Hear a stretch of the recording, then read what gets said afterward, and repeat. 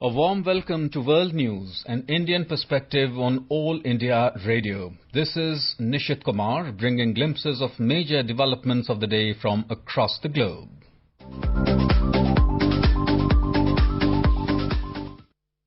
The headlines.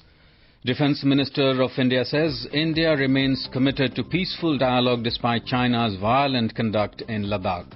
India strongly objects to Pakistan's use of fictitious map depicting sovereign Indian territories as its part.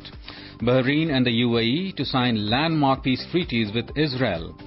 India elected as a member of the UN Commission on Status of Women, and India releases new SOP for resumption of sporting activities with eyes on the Tokyo Olympics 2021.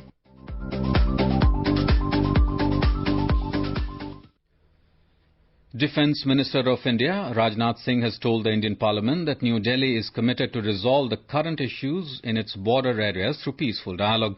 He reiterated India's belief that mutual respect and sensitivity are the basis for peaceful relations with neighbours. Mr. Singh told the members of Parliament that India has been continuously maintaining diplomatic and military engagement with the Chinese side. He outlined the three key principles that form the basis of India's stand on this issue. Chinese side के साथ discussions में तीन की principles हमारी approach को तय करते हैं.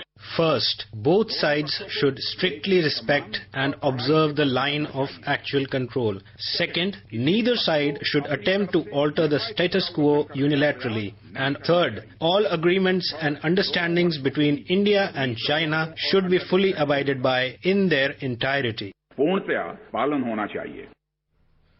Mr. Singh stated that violent conduct of Chinese troops along the LAC is a violation of all the past agreements. China has mobilized huge number of army battalions and armaments along the LAC. However, Indian Army is fully prepared to deal with any situation along the border. Pakistan's nefarious designs have once again been exposed at a global forum. At the meeting of NSAs of the SCO member countries, Pakistan's National Security Advisor deliberately projected a fictitious map showing illegal occupation of the Indian territory. The meeting of the NSAs was being held as part of the Shanghai Cooperation Organization summit in Russia. In a statement, External Affairs Ministry of India said that Pakistan's use of a fictitious map as a backdrop depicting sovereign Indian territories as part of Pakistan is a blatant violation of the SCO Charter. It is against all its established norms of safeguarding the sovereignty and territorial integrity of the SCO member states. The U.S. Special Representative on Afghanistan Reconciliation Ambassador Zalmay Khalilzad visited India today. He called on External Affairs Minister Dr. S. Jaishankar and conveyed the U.S. assessment of the intra-Afghan negotiations and shared the U.S. perspective on the Afghan peace process. Mr. Khalilzad appreciated India's participation in the intra-Afghan negotiations held in Doha on 12th of September. The two sides discussed future steps and possible cooperation between India and the U.S. in furthering the Afghan peace process. The foreign ministers of Bahrain and the United Arab Emirates are in Washington to sign the landmark peace treaties with Israel. The other two Arab countries which have diplomatic ties with Israel are Egypt and Jordan. United Kingdom's controversial internal market bill has cleared its first parliamentary hurdle by winning the first House of Commons vote. The government said that the bill contains vital safeguards to protect Northern Ireland and the rest of the UK if negotiations on a future trade deal with the EU break down. British Prime Minister Boris Johnson said the bill should be welcomed by everyone who cares about the sovereignty and integrity of the UK. We cannot have a situation where the very boundaries of our country could be dictated by a foreign power or international organisation. No British Prime Minister, no government, no Parliament could ever accept such an imposition. But what we cannot do now is tolerate a situation where our EU counterparts seriously believe that they have the power to break our country.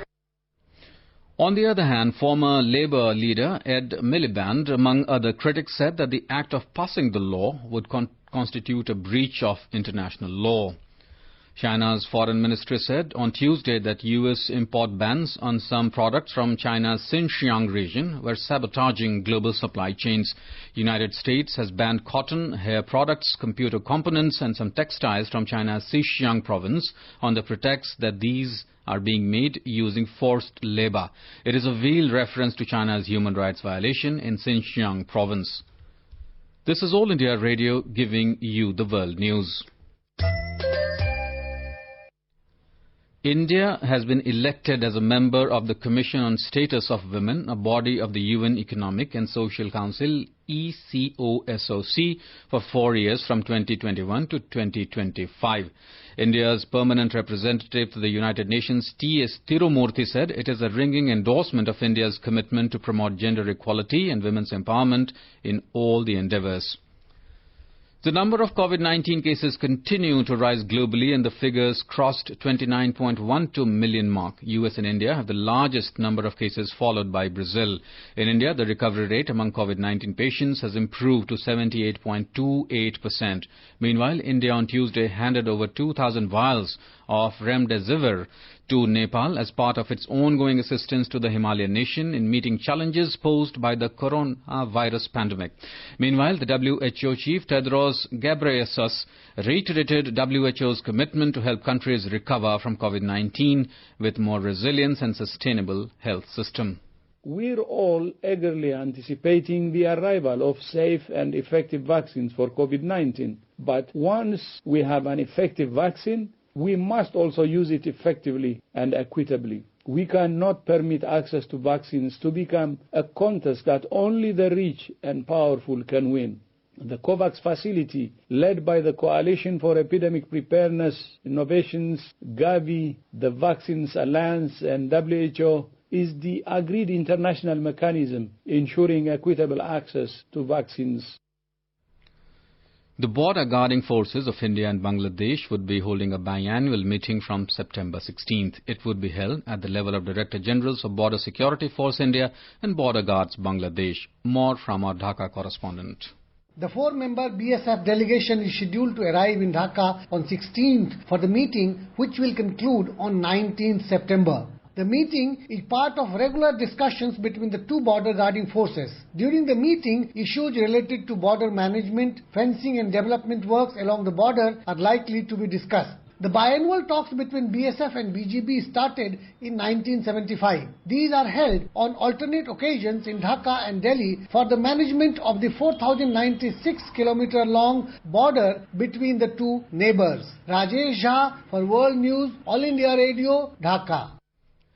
Today is International Day of Democracy. The values of freedom, respect for human rights and the principle of holding periodic and genuine elections by universal suffrage are essential elements of democracy. UN Secretary General Antonio Guterres has urged governments to build a more equal and inclusive world with full respect for human rights. Today, it is clear that governments must do more to listen to people demanding change, open new channels for dialogue and respect freedom of peaceful assembly. On this International Day of Democracy, let us seize the pivotal moment to build a more equal, inclusive and sustainable world with full respect for human rights. Now let's take a look at our daily reckoner of the major sporting events from around the world. Sports Authority of India has released the standard operating procedure for resumption of sporting activities in all its centres with an eye on Tokyo Olympics 2021. In football, Chelsea defeated Brighton 3-1 to start their 2020 English Premier League campaign on a winning note. Some good news from the cycling world. In Tour de France, all the 22 teams are set to start the 16th stage after riders and staff members tested negative for COVID-19. Slovenian Primož Roglič leads the race at the end of stage 15. This is Pavan for Sports World on AAR World News. India is celebrating the 150th birth anniversary of Mahatma Gandhi. Before we end, let us listen to his favourite bhajan, Vaishnava Jan, by a singer from Belgium.